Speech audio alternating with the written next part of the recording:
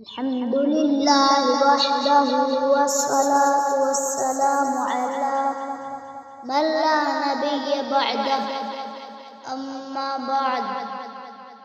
گرامی قدر حاضرین، میں آج آپ کے سامنے جانو دو عالم کا مجسم شفیع مشرف ساقی کوثر محمد رسول اللہ صلی اللہ علیہ وسلم کے نام نامی اسم گرامی کے حوالے سے چند حقائق پیش کرنا چاہتا ہوں۔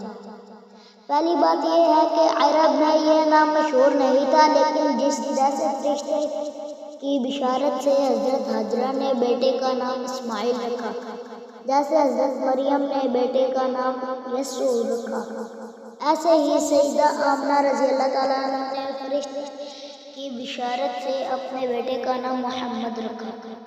چنانچہ زمین پر آپ کا نام محمد ہے اور آسمان پر احمد ہے، توریت میں محمد ہے اور انجیل میں احمد ہے۔ ایک دوسری حقیقت بھی سامنے رکھیں، وہ یہ ہے کہ آپ کے نام کو محمد سے خصوصی مناسبات ہیں۔ آپ حامد ہیں تو رب العرش محمود ہے، آپ احمد ہیں تو مقام شفاعت کا نام محمود ہے، آپ حمید ہیں تو آپ کی امت حمدون ہے، آپ حماد ہیں تو آپ کے جھنڈے کا نام لواء الحمد ہے۔ آپ سب سے زیادہ اللہ کی تعریف کرنے والے تھے۔